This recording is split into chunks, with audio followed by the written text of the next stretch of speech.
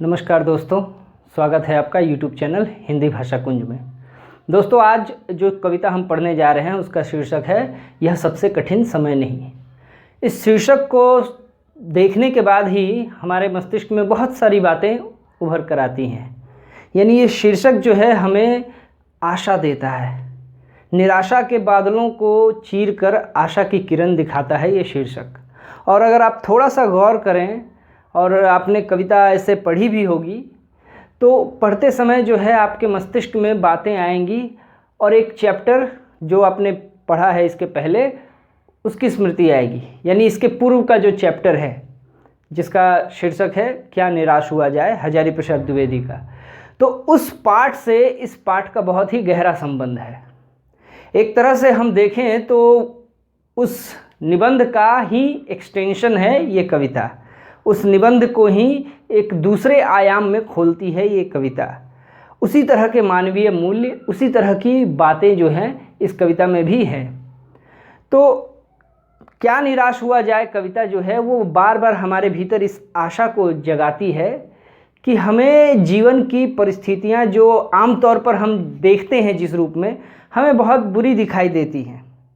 हमें हर तरफ निराशा दिखाई देती है, हर तरफ हमें बुराई ही बुराई दिखाई देती है, इसलिए कि मनुष्य की स्वाभाविक प्रवृत्ति जो होती है वो बुराई देखने की होती है। मनुष्य बुराई में ज़्यादा रस लेता है, रुचि लेता है, इस कारण से उसे हर जगह बुराई ही दिखाई देती है। जबकि दुनिया में अच्छे लोगों की भी कमी नहीं है।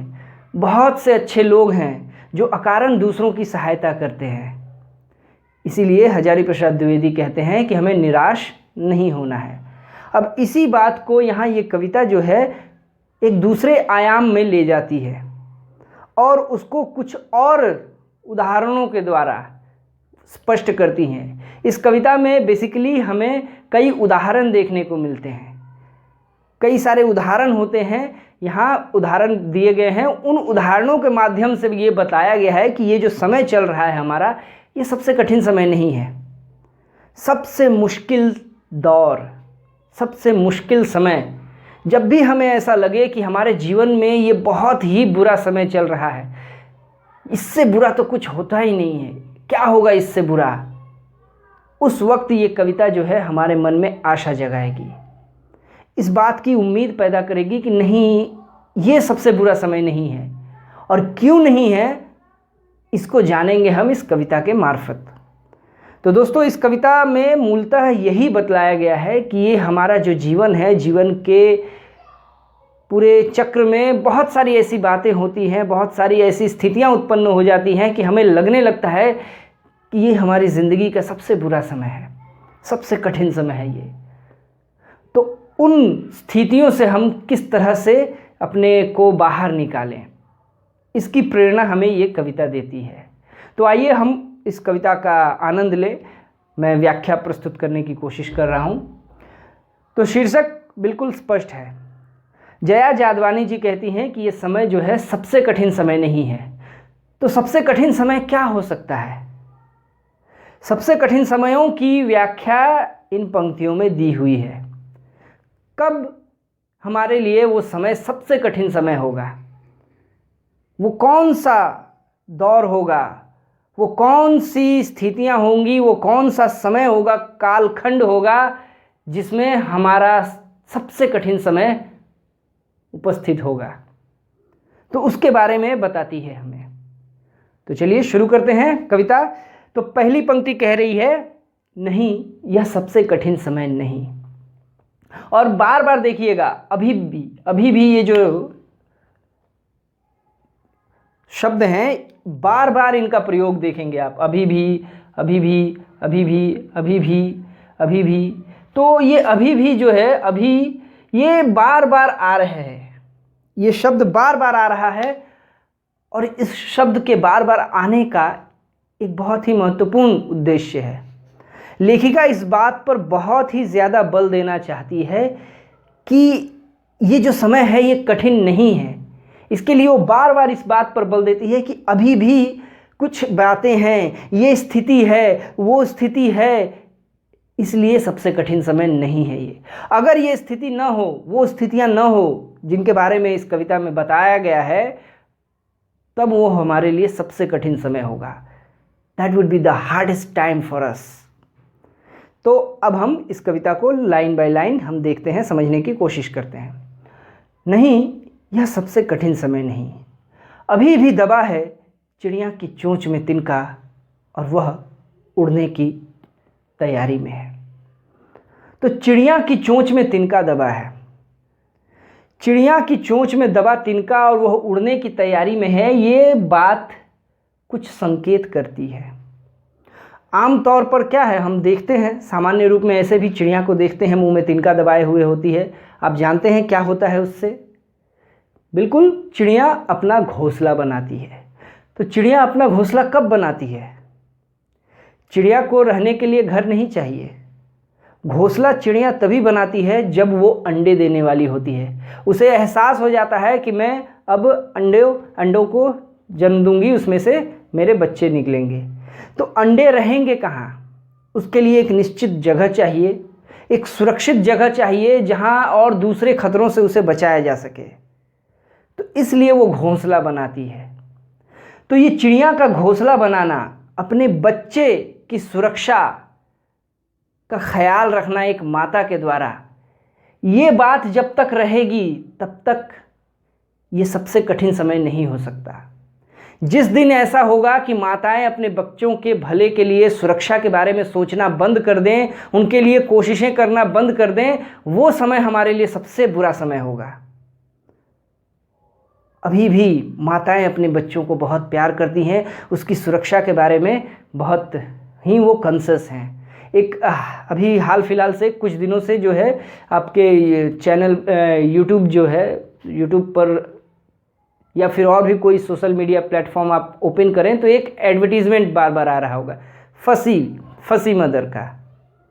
मतलब माता जो है अपने बच्चों को लेकर के इस कदर से जो है, मतलब सामान्य और जो दूसरे लोग हैं उनको लगता है ये थोड़ा ज़्यादा नहीं हो गया, ये कुछ ज़्यादा ही कर रही है, ज़्यादा ही ओवर प्रोटेक्टिव है। तो उस तरह की बातें लग रही है। तो माता के साथ ये है, हर माँ अपने बच्चों को लेकर के ऐसा है। तो जब ये चीज़ नहीं रहेगी, जब माताएं अपने बच्चों की सुरक्षा के बारे में बॉदर नहीं करेंगी, वो समय जो होगा वो सबसे कठिन समय होगा। ठीक है, अब अगला उदाहरण देखिए। अभी भी झड़ती हुई पत्ती थामने को बैठा है हाथ एक। तो पत्ते झड़ रहे हैं, तो झड़ती हुई पत्ती, कोई पेड़ से सूखा पत्ता झड़ रहा है तो उसको हाथ कोई पकड़ रहा है। क्या है इसका मतलब? इसमें क्या हो सकता है भाई? सूखा पत्ता है, हाथ पकड़ने के लिए हाथ से नहीं पकड़ेगा तो पत्ता गिर जाएगा नीचे, और नीचे गिर गया तो क्या होगा? वो पत्ता तो खाद बन जाएगा, धीरे धीरे डिकम्पोज होगा और वो पेड़ के लिए ही अच्छा है। लेकिन क्या ये बतलाना चाहती हैं लेखिका जया जादवानी जी? क्या यही बतलाना चाहती हैं कि पेड़ से पत्ता गिरता है तो कोई आदमी होता है वहाँ खड़ा है, पकड़ लेगा, हाथ एक है? बिल्कुल नहीं। ये जो झड़ते हुए पत्ते हैं, ये झड़ते हुए पत्ते, ये बहुत ही महत्वपूर्ण है। ये एक सांकेतिक प्रयोग है। झड़ते हुए पत्ते का अर्थ होता है असहाय लोग, हेल्पलेस पीपल, वृद्ध, बूढ़े हो गए हैं, जिनकी उम्र ढल गई है, वो पक गए हैं, उन्होंने अपनी ज़िंदगी जी ली है और अब झरने वाले हैं, लड़खड़ाते हैं परिस्थितियों की मार से, मुसीबतों से। ये तरह तरह से कई कारण हो सकते हैं। ऐसे कारणों में जब वो गिर जाते हैं भीतर उसके बीच में, तो उनकी उस स्थिति की तुलना की गई है झड़ते हुए पत्तों से। ठीक है, एक सेकंड, माफ़ कीजिएगा, थोड़ा शोर बढ़ गया था, चुप कराना पड़ा। तो दोस्तों कह रही हैं कि झड़ती हुई पत्ती, ऐसे लोग जो असहाय हैं, जो इन परिस्थितियों से, तरह तरह की विचित्र परिस्थितियां उनके जीवन में आती हैं, जिस वक्त उन्हें सहारे की ज़रूरत होती है। ये एक हाथ जो थामने को बैठा है, हाथ थामना जो है, ये हाथ थामना वास्तव में इसका अर्थ होता है सहारा देना। तो ऐसे असहाय लोगों की सहायता के लिए अभी भी लोग हैं। आप देखते होंगे न केवल अपने परिचित मित्रों की सहायता करते हैं लोग, बल्कि अपरिचित लोग भी सहायता के लिए आ जाते हैं। कोई व्यक्ति जो है कहीं जा रहा है, और मान लीजिए उसको कहीं जाना हो, रास्ता बिल्कुल सुनसान है वो और पैदल चल रहा है, उसको कोई सवारी मिली नहीं, उसको पैदल चल के जाना पड़ रहा है, तो कोई ना कोई उधर से निकलता है, चाहे वो बाइक से निकले या साइकिल से निकले, तो वो हेल्प कर देता है। या फिर किसी को कोई चोट लग गई, कोई आघात पहुंचा या किसी तरह की कोई समस्या आती है, तो अनजान लोग भी आते हैं हेल्प करने को, मदद करने को। तो वे लोग जो हैं वे मदद के हाथ हैं, वो हाथ की तरह हैं और झड़ते हुए पत्ते जो असहाय लोग हैं उनको थामने के लिए, उनको सहारा देने के लिए वो तैयार हैं। तो जिस समय में ये परिस्थिति नहीं होगी, यानी असहाय, बेसहारा, मजलूम लोगों की सहायता के लिए कोई नहीं आएगा, वो समय होगा सबसे बुरा समय। और आज ऐसा समय नहीं है। आज भी हम देखते हैं लोगों की सहायता करने वाले लोग हैं, सहायता मिलती है उनको, भले देर लगे लेकिन सहायता मिलती है। अगली जो पंक्ति है वो कह रही है कि अभी भी भीड़ है स्टेशन पर, अभी भी एक रेलगाड़ी जाती है गंतव्य तक, जहाँ कोई कर रहा होगा प्रतीक्षा। तो रेलवे स्टेशन पर भीड़ है और रेलगाड़ी लेकर जाती है गंतव्य तक, यानी जिनको जहाँ जाना है, जहाँ पहुँचना है वहाँ तक, और जहाँ उन्हें पहुँचना है वहाँ कोई उनका इंतज़ार कर रहा है। तो ये जो पूरा खंड है, ये पूरा खंड सामान्य रूप से क्या कहता है कि रेलगाड़ी अभी भी टाइम पर आती है और जिसको जहाँ जाना होता है वहाँ पहुँचा देती है। हालांकि इस कोरोना काल में हमने देखा, जब कुछ महीनों पहले की बात है, जाना कहीं था, रेलगाड़ी जो थी वो कहीं, उसका गंतव्य कहीं और था लेकिन पहुँचा दिया उसने कहीं और। तो ये ऐसा देखने को मिला है हमें, लेकिन वो बात एक दूसरी चीज़ है। मूल बात ये है कि रेलगाड़ी जो है अभी भी अपने गंतव्य तक पहुंचती है। तो क्या मात्र यही कहना चाहती हैं लेखिका? इतनी सीधी और इतनी हल्की बात कहना चाहती हैं, या इसके पीछे कुछ और भी है गहरी बात? तो गहरी बात ये है कि रेलगाड़ी अभी भी गंतव्य तक जाती है और वहाँ तक जहाँ लोग किसी का इंतज़ार कर रहे हैं। ये प्रतीक्षा जो है, ये लाइन है, कोई कर रहा होगा प्रतीक्षा, और स्टेशन पर भीड़, ये जो भीड़ है, तो लोग स्टेशन पर जाते हैं। स्टेशन पर लोग किस लिए जाते हैं? आप कह सकते हैं काम की तलाश में जाते हैं, काम पर जाना होता है इसलिए जाते हैं। लेकिन काम पर जाते हैं, ठीक है, वापस भी तो आते हैं और दूसरों से मिलने के लिए भी जाते हैं, अपने लोग, प्रियजन। तो वो अपने लोगों से उनको खुशी मिलती है, आनंद मिलता है। वहाँ उनके अपने हैं जो खुशियाँ देते हैं उसको। वहाँ कोई इंतज़ार कर रहा है, और इंतज़ार किसी का कोई कब करता है? आम तौर पर जो है इंतज़ार उसी का होता है जिससे हम प्यार करते हैं। हमारे गंतव्य तक रोज़ रोज़ रेलगाड़ियाँ हमें हमारे गंतव्य तक पहुँचाती हैं, और उस गंतव्य पर हमारा कोई इंतज़ार कर रहा है, उस मंजिल पर हमारा कोई इंतज़ार कर रहा है, यानी कोई हमारा अपना है। दोस्तों, जिस वक्त आपकी ज़िंदगी में ऐसा समय आएगा कि कोई आपका इंतज़ार नहीं कर रहा है, nobody is waiting for you, वो समय सबसे बुरा समय होगा। आप दुनिया में बिल्कुल अकेले रह जाएंगे। ये अरबों जो लोग हैं इस दुनिया में, ये अरबों लोगों के होते हुए भी आप बिल्कुल अकेले हो जाएंगे। ये दुनिया आपके लिए नर्क बन जाएगी, क्योंकि आपका इंतज़ार करने वाला कोई नहीं है। और इंतज़ार उसी का होता है जिससे हमें प्यार होता है। माता पिता इंतज़ार करते हैं बच्चे का, स्कूल से आए या फिर कॉलेज से आया या फिर काम से आया। पत्नियां करती हैं पति का इंतज़ार, बच्चे करते हैं पिता का इंतज़ार।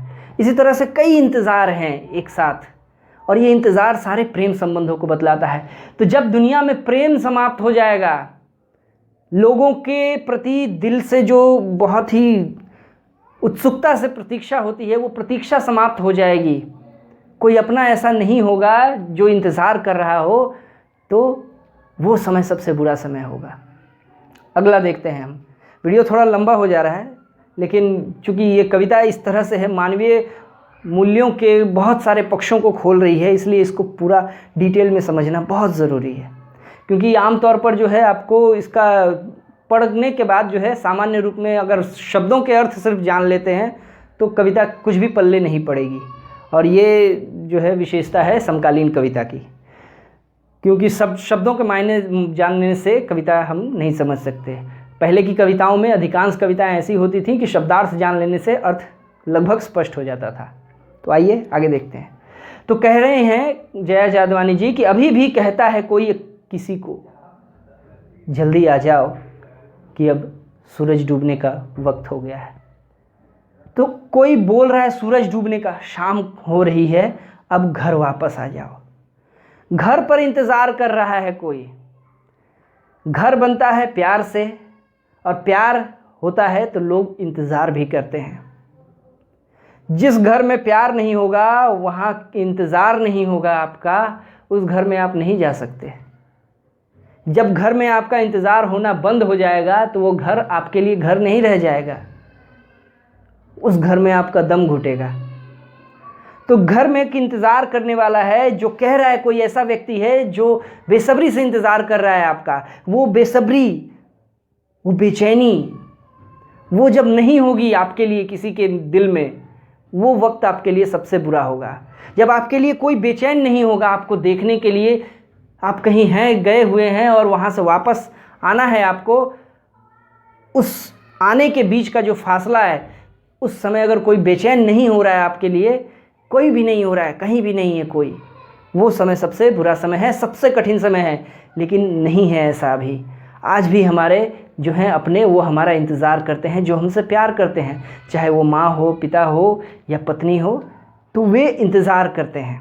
तो ये इंतज़ार वाली जो बात है, यहाँ भी इन दोनों को एक साथ जोड़ कर देखिए कि जब आपके ज़िंदगी में ऐसा समय आएगा कि कोई आपका इंतज़ार नहीं कर रहा होगा, कोई आपसे प्रेम नहीं करता होगा, वो समय आपके लिए सबसे बुरा समय होगा, वो सबसे कठिन समय होगा, न केवल आपके लिए बल्कि दुनिया के लिए भी।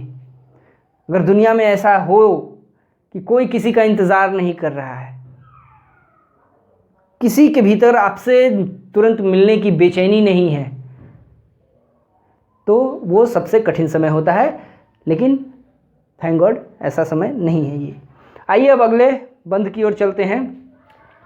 अगला जो है उदाहरण, वो कहता है कि अभी कहा जाता है उस कथा का आखिरी हिस्सा जो बूढ़ी नानी सुना रही है सदियों से दुनिया के तमाम बच्चों को, तमाम यानी सारे बच्चे। तो अभी भी वो किस्सा यानी कहानी जो है, कथा कहानी किस्सा, तो अभी भी वो कहानी जो है, उस कहानी का आखिरी हिस्सा सुना रही है दुनिया की तमाम दादी नानियाँ जो हैं, यानी बुज़ुर्ग महिलाएं। हम लोग जानते हैं बुज़ुर्ग महिलाएं जो हैं वो कहानियाँ सुनाती हैं बच्चों को। हर घर में अगर कहीं भी बुज़ुर्ग महिला अगर उस घर में है तो वो देखेंगे आप, रात को खाना खाने के बाद वो एकदम जमघट लग जाता है वहाँ। घर में जितने बच्चे होते हैं सब वहाँ डेरा जमा लेते हैं। क्यों? क्योंकि उनको कहानियाँ सुनने को मिलेगी, और बच्चों को कहानियाँ सुनना बहुत पसंद है। तो कहानियों का सिलसिला जो है, ये कहानियाँ क्या है, ये बच्चों का बहुत कुछ विकास करती हैं, बच्चों के जीवन का रास्ता बनाती हैं। उन कहानियों से बच्चा जो है वो मार्गदर्शन लेता है कि मुझे ऐसा बनना है, मुझे वैसा बनना है, मुझे ऐसा नहीं बनना है। दादी नानियाँ उन कहानियों के माध्यम से, वो जो हीरो वर्शिप वाली बात है, शुरुआत में तो हीरो वर्शिप ही होता है, सभी बच्चे करते हैं। दुनिया का ऐसा कोई बच्चा नहीं हुआ आज तक पैदा जो अपने चाइल्डहुड में हीरो वर्शिप नहीं करता हो। यानी वो उस अपने को अपना एक आइडल चुन लेता है, आदर्श चुन लेता है और अपने को उसकी तरह कॉपी करने की कोशिश करता है। तो ये जीवन के निर्माण में बहुत महत्वपूर्ण चीज़ है कहानियाँ। इसलिए हर बच्चे को कहानियाँ ज़रूर से ज़रूर सुननी चाहिए, और जब वो पढ़ने लायक हो जाए तो उसके भीतर कहानी पढ़ने की रुचि होनी चाहिए। कहानियाँ हमारे सामने जो है बहुत ही बड़ा अनुभव का, दुनिया जो है उसकी बहुत बड़ा अनुभव का समुद्र हमारे सामने रखती हैं। तो जब दादी नानियाँ कहानियाँ सुनाती हैं आज भी बच्चों को, जब दादी नानियाँ कहानियाँ सुनाना छोड़ देंगी, कहानियाँ सुनाना छोड़ देंगी, वो किसी दूसरी चीज़ में, किसी दूसरी दुनिया में व्यस्त रहेंगी, बच्चे कहानी नहीं सुन पाएंगे अपनी दादियों या नानियों से। वो समय होगा सबसे बुरा समय। हमारे चरित्र के निर्माण में कहानियों का बहुत महत्वपूर्ण हिस्सा है। और जो पौराणिक कथाएं हैं, इनका एक बहुत बड़ा रोल होता है। इसके अलावा जो है लोक कथाएं होती हैं, किसी भी क्षेत्र के लोक समाज से संबंधित कथाएं होती हैं, परियों की कथाएं होती हैं, राजा राजकुमारों की कथाएं होती हैं। तो इन कथाओं में बच्चों को बहुत रुचि होती है और उनमें वो अपने आप को देखने की कोशिश करते हैं या फिर उनकी तरह बनने की कोशिश करते हैं। तो इस बात को केंद्रित करके हम बच्चों का भविष्य उस दिशा में मोड़ सकते हैं एक पॉजिटिव तरीके से और पॉजिटिव वे में। तो ये बहुत ही महत्वपूर्ण चीज़ है। अगर कहानियाँ सुनाना बंद हो जाए बच्चों को तो वो होगा सबसे बुरा समय। इसके पहले बुरा समय नहीं है, सबसे कठिन समय वो नहीं है। अंतिम जो उदाहरण है, ये उदाहरण बतलाता है कि जीवन को आज भी हम महत्व देते हैं। जीवन की तलाश जो है वो हमारे लिए आज भी महत्वपूर्ण है। ये कह रही हैं कि अभी आती है एक बस अंतरिक्ष के पार की दुनिया से। कौन सी बस चलती है भाई अंतरिक्ष में? अंतरिक्ष में तो कोई बस नहीं चलती। तो वो बस आती है और वो लाएगी बचे हुए लोगों की खबर। ये जो बचे हुए लोगों की खबर है, ये बचे हुए लोगों की खबर, ये लाइन बहुत महत्वपूर्ण है। बचे हुए लोग यानी जिंदा लोग। लोग का मतलब ज़रूरी नहीं कि हम मनुष्य जो हैं वो मनुष्य की बचे हुए खबर, आकाश में मनुष्य जिंदा है कि नहीं उसकी खबर लाएगी। असल में ये बस जो है, ये बस है आपका स्पेसशिप, अंतरिक्ष यान। तो लोग जो है आज भी नासा भेज रहा है, इसरो भेज रहा है, ये लोग अंतरिक्ष यान भेजते हैं। और दूसरे जो विकसित देश हैं तो वे देश भेजते हैं अंतरिक्ष यान को, और उनका उद्देश्य होता है कि इस पृथ्वी के बाहर भी जो दूसरे ग्रह हैं, क्या वहाँ जीवन संभव है? लोगों में आज भी जीवन की तलाश बाकी है। जब लोग जीवन की तलाश करना बंद कर देंगे, जीवन की तलाश बंद हो जाएगी, वो समय होगा सबसे बुरा समय। जब हम वैज्ञानिक प्रगति के माध्यम से जो है इस दुनिया में बचे हुए जो लोग हैं, यानी इस मतलब इस यूनिवर्स में जो दूसरी जगहों पर हम जीवन की तलाश कर रहे हैं ताकि हमारा जीवन जो है वो बेहतर हो, क्योंकि ये पृथ्वी धीरे धीरे जो है वो पर्यावरण की दृष्टि से बहुत ही बुरी होती जा रही है। और पर्यावरण का संकट इतना गंभीर है, लेकिन मुझे आश्चर्य होता है कि कोई भी राजनीतिक पार्टी पर्यावरण के संकट पर बिल्कुल भी एकदम विचार नहीं रखती है, वो बिल्कुल भी सीरियस नहीं है। जबकि पर्यावरण का संकट ऐसा है कि वो अब पृथ्वी का जीवन बहुत कम रह जाएगा, बहुत जल्दी पृथ्वी का विनाश हो जाएगा यदि पर्यावरण इसी तरह से डिसबैलेंस होता रहा। पृथ्वी का विनाश होने में थोड़ा देर भी लगे, लेकिन इस पर जो जीवन है वो जीवन में से अधिकांश जीवन समाप्त हो जाएगा। मनुष्य तो सर्टेनली समाप्त हो जाएंगे। Global warming and other things जो है, क्लोरोफ्लोरोकार्बन्स वो जो है सब, बहुत सारे ग्रीन हाउस, बहुत सारी बातें हैं, तो उसमें जाने की ज़रूरत नहीं। तो दुनिया में बचे हुए लोग, ये दूसरी दुनिया में जो लोग हैं अंतरिक्ष में किसी ग्रह पर, उनकी खबर लगाई जा रही है, जीवन की तलाश हो रही है। भले वहाँ कोई जीव ना हो, लेकिन जीवन की संभावना को भी तलाशा जा रहा है। क्या पॉसिबल है, हो सकता है क्या वहाँ जीवन? यदि यहाँ से अगर कुछ मनुष्य जाएं वहाँ, तो वहाँ क्या रह सकते हैं? रहने लायक वातावरण है क्या है? तो इसकी तलाश जो है चल रही है अभी भी। तो जब ये बंद हो जाएगा जीवन का तलाश, जीवन को तलाशना, वो होगा हमारा सबसे बुरा समय। तो इस पूरी कविता में हमने देखा कि लेखिका जया जादवानी जी बार बार उदाहरण दे रही हैं, अभी भी ये हो रहा है, अभी भी ये हो रहा है, अभी भी ये हो रहा है। इसलिए ये सबसे कठिन समय नहीं है। हमें आशा रखनी चाहिए कि हमारी दुनिया जो है, हमेशा हम उसमें जो बुरी चीज़ें हैं उसको ही देखने की कोशिश करते हैं।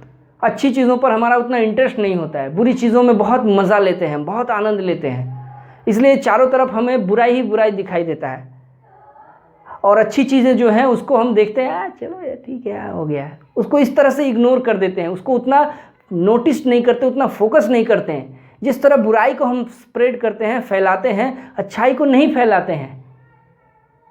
हजारी प्रसाद द्विवेदी जी ने कहा कि बुराई में रस लेना बुरा है, बुराई में आनंद लेना बुरा है, लेकिन उससे भी बुरा है कि अच्छाई हो और उस अच्छाई को आप उतने ही आनंद के साथ, जितने आनंद के साथ आप बुराई में उसको इन्वॉल्व हो रहे थे, वो न हो तो वो और ज़्यादा बुरा है।